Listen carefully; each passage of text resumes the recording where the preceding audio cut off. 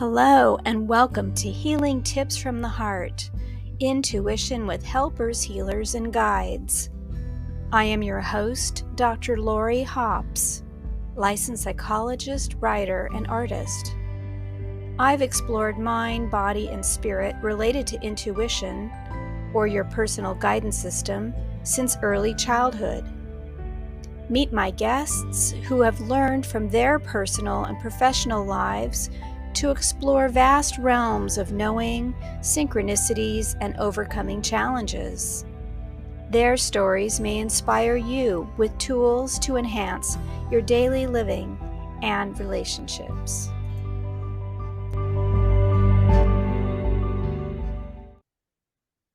Hello, everybody. Today, I am so excited to introduce you to a colleague and friend of mine. Joan Kaylor has her master's in education. She's a licensed professional counselor, and she's a diplomate in comprehensive energy psychology. And we will explain that language in a bit. Joan is licensed as a therapist in the state of Pennsylvania in the USA, and she also does international energy healing work. So she has people from all over the world that see her online. And she also has had advanced training with an organization called EFT International, that's Emotional Freedom Techniques.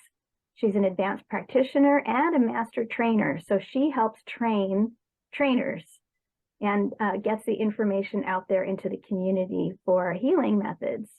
When Joan has free time, when she's not teaching or seeing clients, she loves to play golf, to cook, and to meditate on her porch, which sounds lovely. So welcome, Joan. Thank you so much, Lori, for having me. This is very exciting to be on your podcast. Oh, thank you for saying yes. Now, I need to let people know that I have known you for several years through our organization called ACEP. That's the Association for Comprehensive Energy Psychology. And we both served on the board of directors for several years, and we are colleagues and collaborate on projects. And so I want people to know that about our personal connection as well. And I have tremendous respect for you. Oh, you're so kind. Well, Lori, you are a master at everything you do. I mean, oh my gosh, you're my mentor, and I admire you so much for what you do for the world. Thank you. I'd like to know a little bit more about you. Is there something you'd like to share maybe that I haven't shared with the audience so far about yourself or?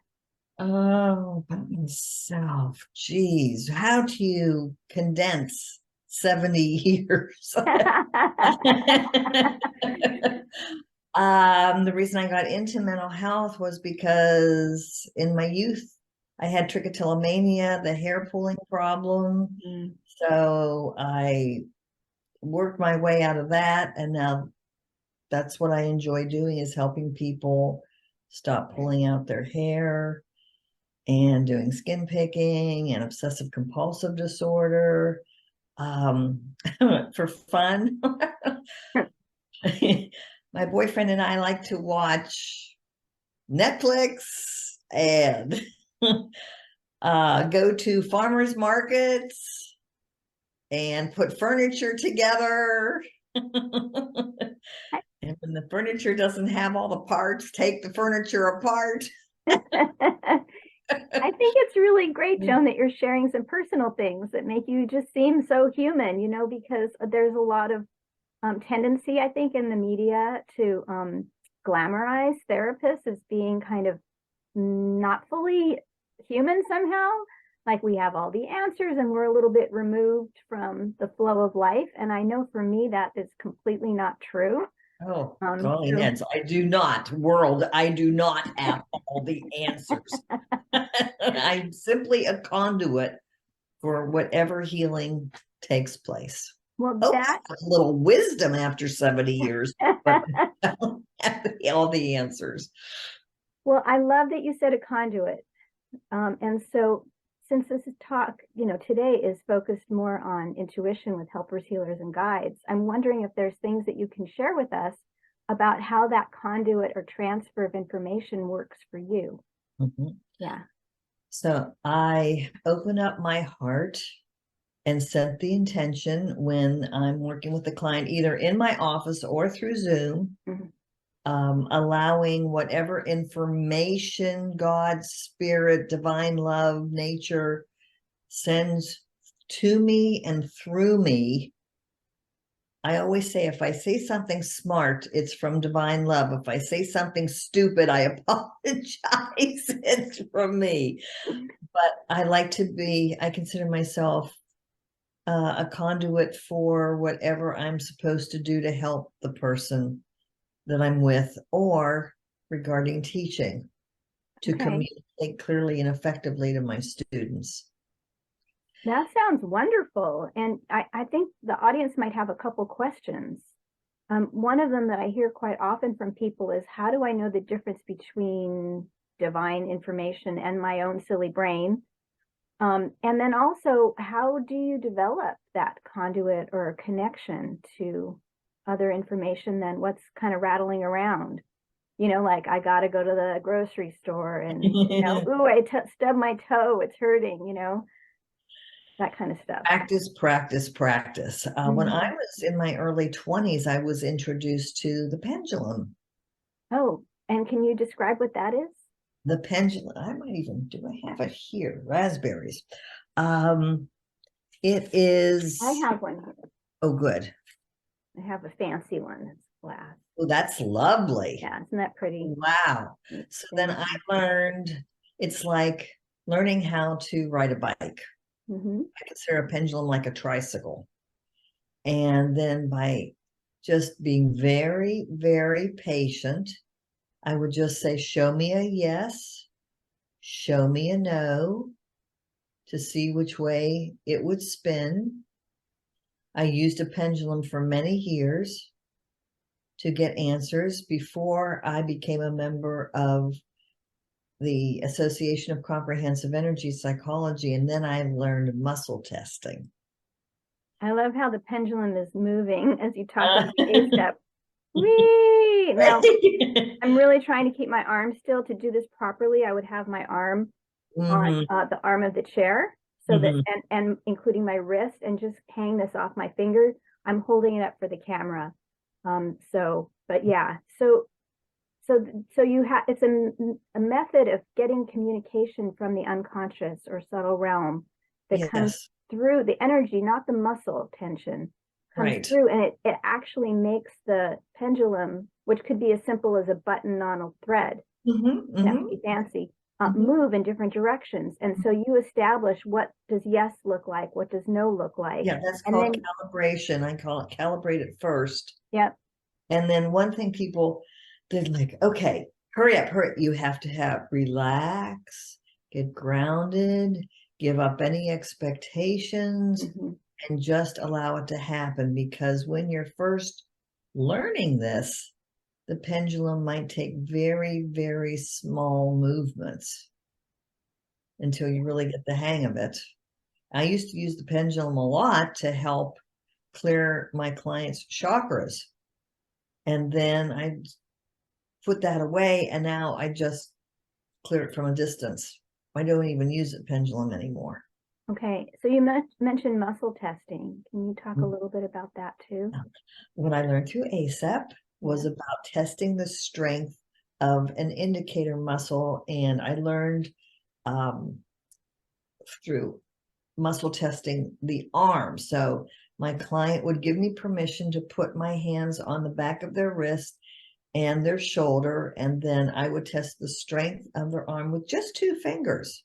I don't try and put a whole lot of strength on the arm, just a little bit to feel the deltoid muscle lock. And then I would do show me, or I would have them say yes, no, my name is this, then my name is a false name. Or sometimes I'll say, well, think of drinking fresh spring water. Now think of eating a greasy, disgusting pizza. Or what's the worst food that you can think of? Liver. Okay, think of it. Well, that might backfire because liver can sometimes be healthy for people. or corn chips or potato chips or something not healthy. And then their arm would move, bounce up and down. Mm-hmm. So that's how I would do muscle testing. Okay. After about 10 years, I got really tired of doing that. So then I started to do the sway method. Front and back. Front and back. Yeah. Again, calibrating what my yes was, calibrating what my no was. And I still do myself, I still do the sway method a lot. But now I've graduated to gut. Oh. So if I have a question, whatever my gut tells me is what I do. Beautiful. Yeah. And so it probably took some time for you to interpret the difference between, let's say, hunger or, indigestion and questions and answers. Yeah. And now it just comes, should I? And then I get a yes or a no. Sometimes something's more complicated. If I'm testing a vitamin or a nutrient, then I'll hold it against my solar plexus and see what direction I go. No, that's how I take my vitamins every morning. Do I need vitamin D today? Do I need iodine today? Do I always take glucosamine for my joints, and I always take fish oil, but I will test the different substances to see if my body needs it for the day. So Joan, you've shared so many methods.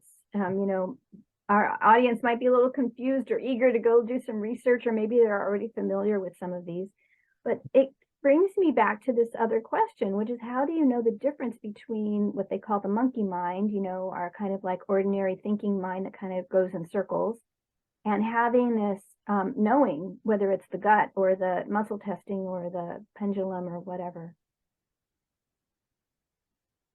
It's a harder question to answer. Sometimes I describe it as, if you go into a room and you get the sense that you really don't want to be there because there's a lot of negative energy. Bless you. Pardon me. I'm clearing the negative energy. She's processing energy. And Sorry to interrupt you, but that's actually, that's fine. I'm probably going to leave that in the interview because I think that's what happens with me. Sometimes I sneeze. If you only sneeze once, you're lucky. I usually sneeze 3 times and then I have to mute myself. But I describe it as going into a room and seeing how you feel when you go into a room. Does it feel welcoming and loving with positive energy? Or does it feel negative and you really want to get out of there? That's the feeling of energy. Okay. So then when you're thinking of a situation or a substance, do you get the, ooh, that feels good? Or do you get the, ooh, the yuck feeling? Yep. Yeah. So do you do special things to connect to your heart? Because you mentioned that connecting to your heart is part of the way you work. Actually, I'm very heart-centered. So what I've been doing lately is being more cautious because I've made some business mistakes in the last year from trusting people too much. Okay. So now I'm learning to get all the facts before I proceed on making a business decision. I mean, food, vitamins, general stuff like that. I don't recommend this to everybody unless you've been doing this for a really, really long time. But that's how I chose my doctor. Okay. Through muscle testing. Okay.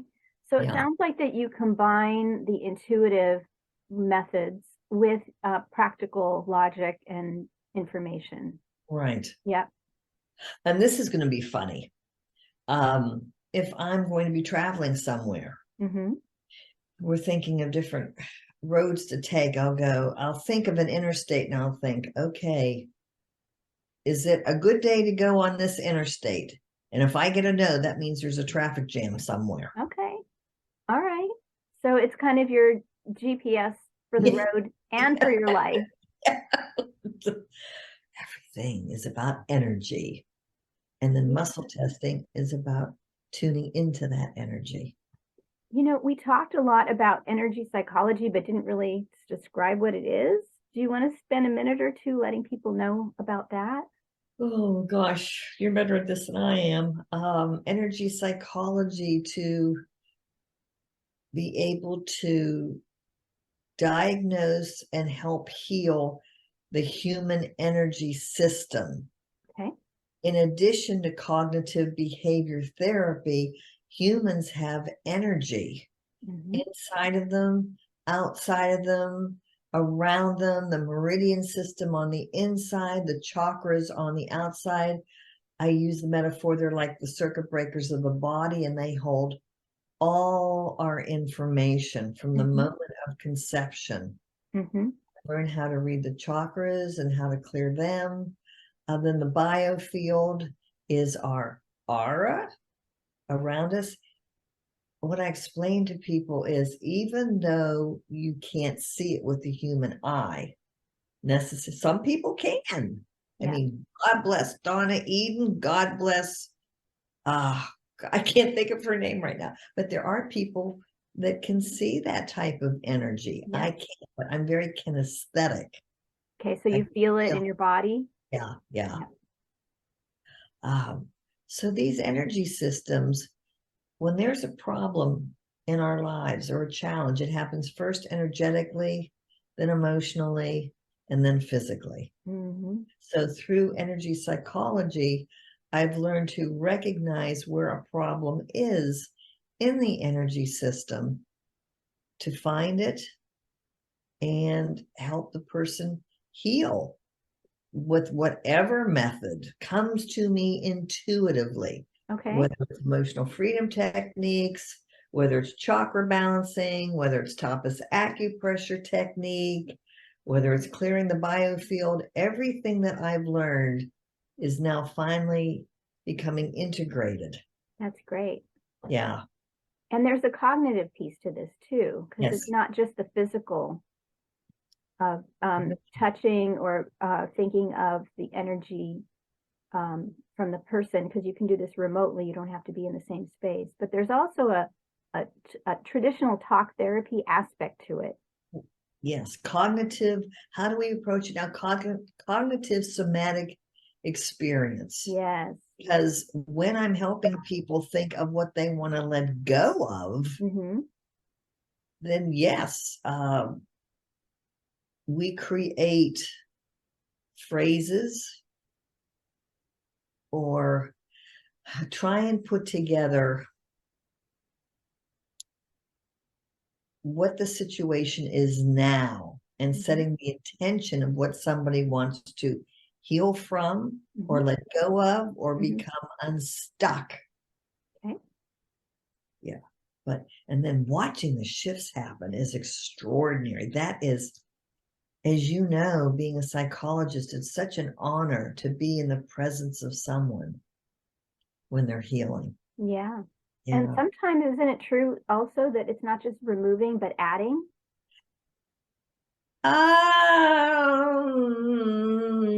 Not so much? Well, what I've witnessed my clients doing is the positive naturally occurs after they get unstuck. Okay.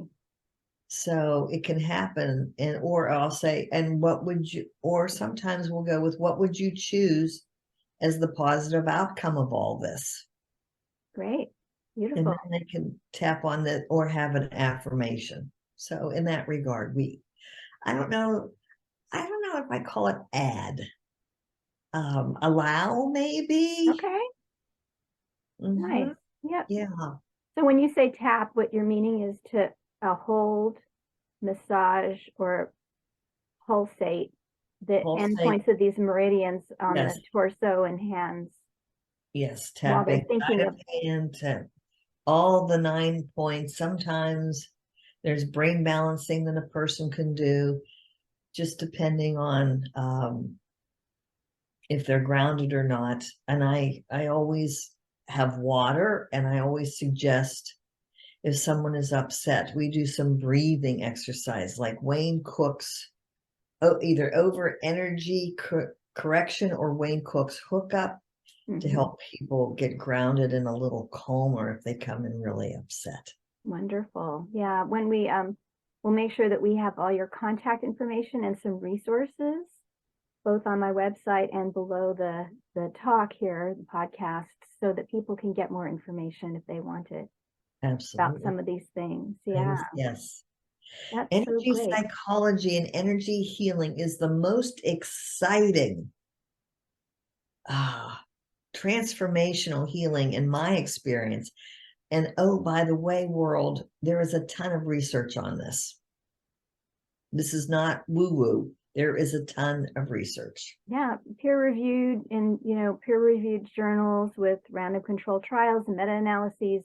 That's fancy language for really well thought out, planned, well-designed research studies that are reviewed by people's peers. So it's not just them stating something, but it needs to get checked out. And so the ACEP website, energypsych.org, has a whole research page that has tons of research from over the years. And so, yeah, it's exciting time to see the I don't research. offer anything unless it's evidence-based.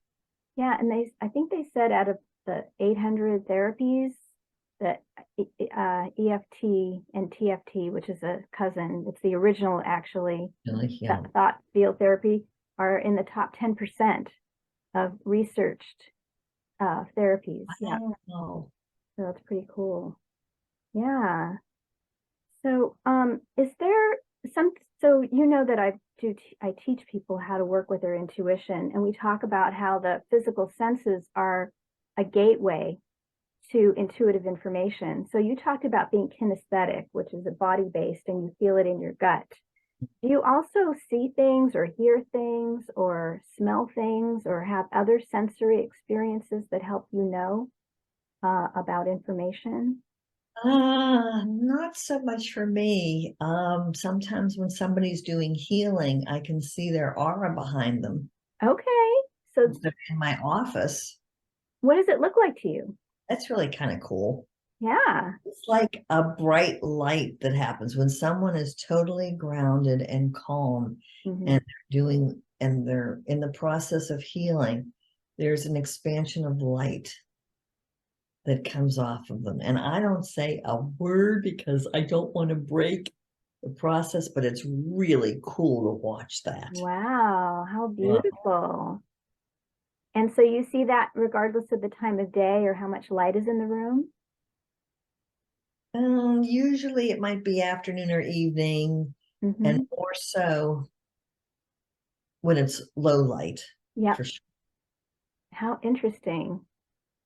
But no, just sometimes that, but it's the gut and my feeling. That's how I experience it. How everybody says, oh, I wish I could see it. Yes, I wish I had that gift. And I guess if I practice more meditation, that might come to me. Yeah, it sounds like you're already somewhat open and getting some feedback. And what you're probably in a relaxed state as well as the client at that moment. Yeah. So is there any kind of advice that you could give people about the wisdom that you've learned from your intuition, maybe something that helped you when you were overcoming an obstacle or a challenge, or just some good practical advice? There's always hope. Just because you haven't found a solution doesn't mean that it doesn't exist. I'm very stubborn. So if I have a situation, I am going to find out how to fix it or get someone who can help me fix it.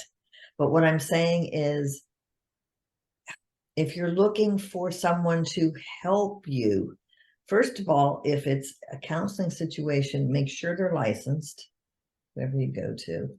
I want to recommend that, and make sure they're certified. Please, world, do not go to someone who is not certified in energy healing or emotional freedom techniques. And the concern is? The concern is that they don't know what they're doing and that they don't have the proper tools to help you, especially if you have a trauma. A therapist really should be trauma informed. Okay. If you have a deep-seated trauma, and realistically, don't we all? Yeah. So, so that's great advice in terms of someone looking for help. And has your intuition helped you with challenges or obstacles? You mentioned some stuff about Oh business. yeah. Yeah. And my boyfriend too, like he'll say something and then I'll come back 3 months and he goes, well, I told you 3 months ago.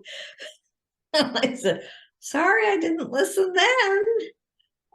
Yeah, recently, what's really fun is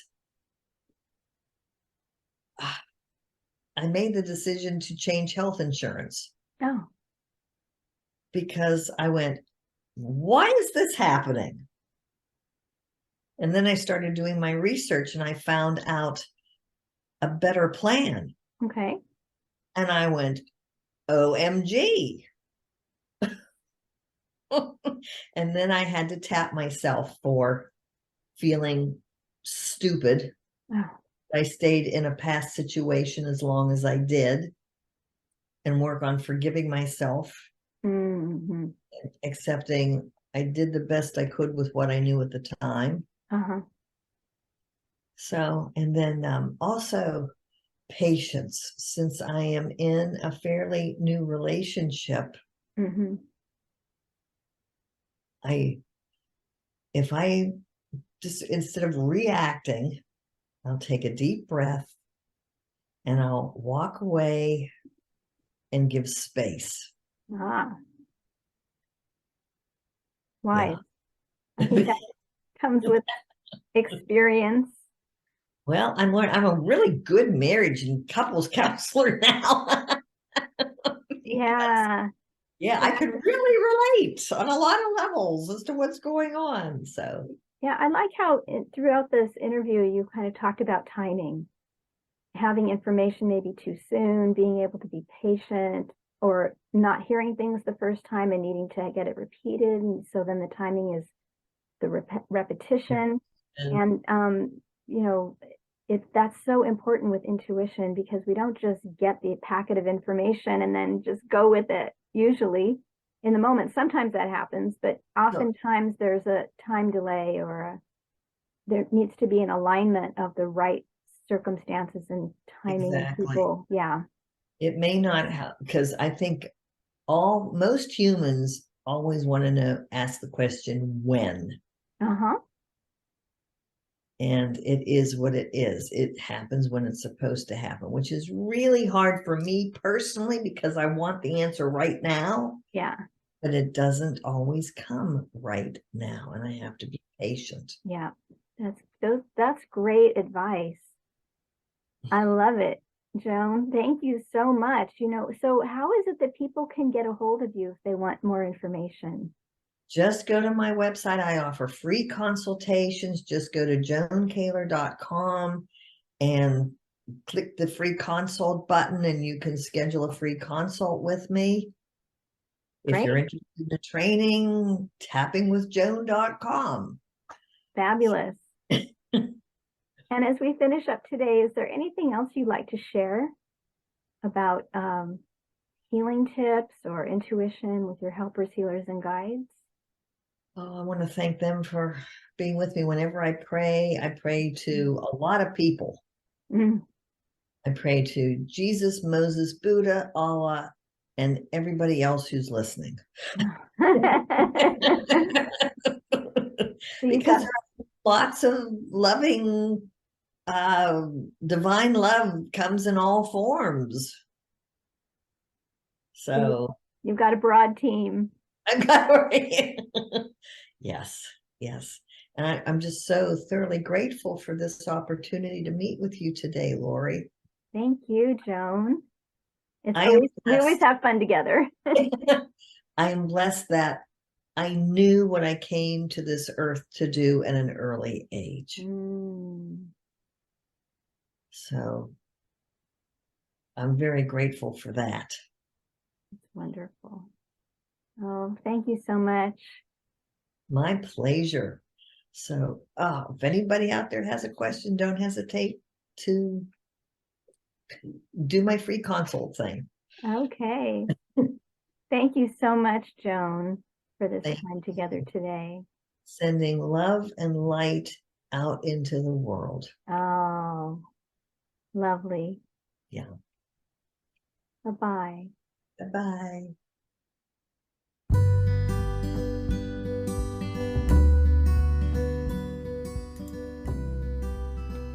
Thank you for joining us for today's podcast. If you want to learn more, you can visit my website for podcast and resources at hopshealingtips.com. You can also like, share, and subscribe to this channel. This podcast is for information and entertainment purposes only and is not providing healthcare advice. Please seek guidance from your professional healthcare team should you need assistance.